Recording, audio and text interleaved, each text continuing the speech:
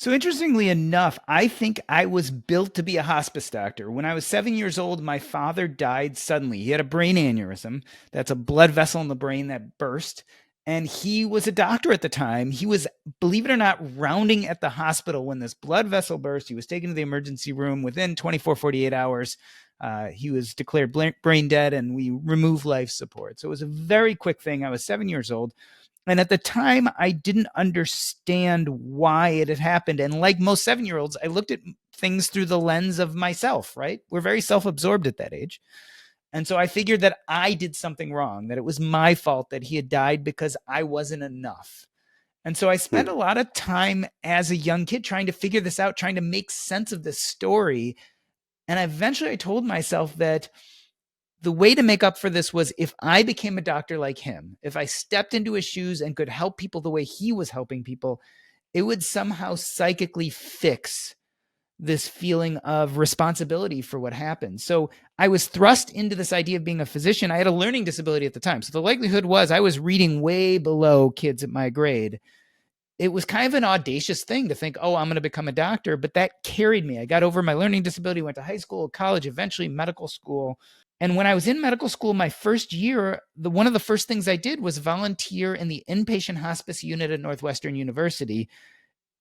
The first patient I ever saw was actually a hospice patient. And it made sense because when I was a little kid, there was no one there to really help us and tell us how to feel or help us through this. So volunteering for hospice, dealing with death and the dying felt very natural for me because that was something that I experienced with my father.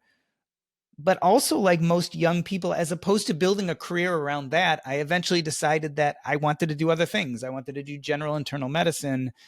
I went out and started practicing and eventually burned out.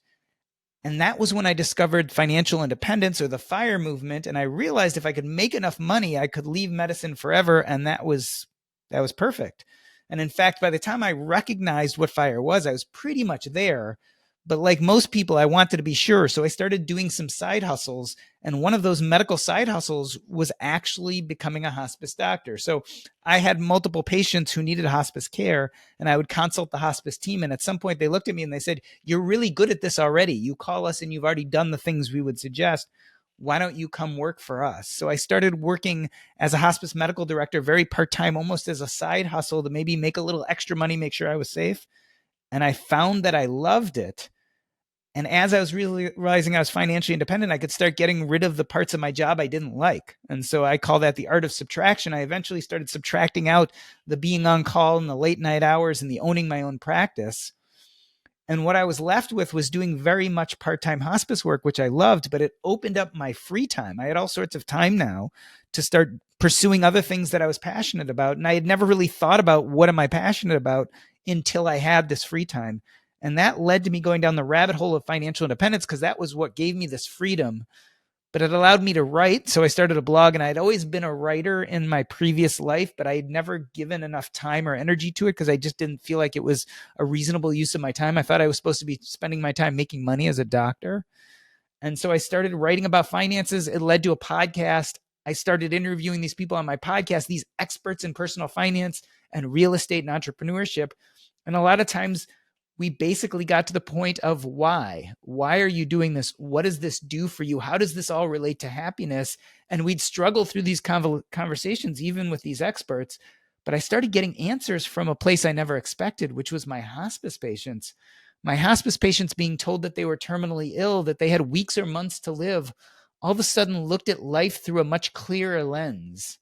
And they were able to drop society's expectations, their family's expectations. They were able to let go of all that they thought they, quote unquote, should do, and started thinking about what did they really want to do? What truly brought them happiness?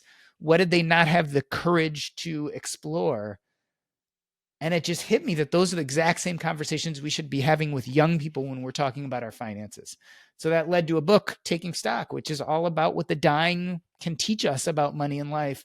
And it was like both of my different pieces of my life coming together in one place.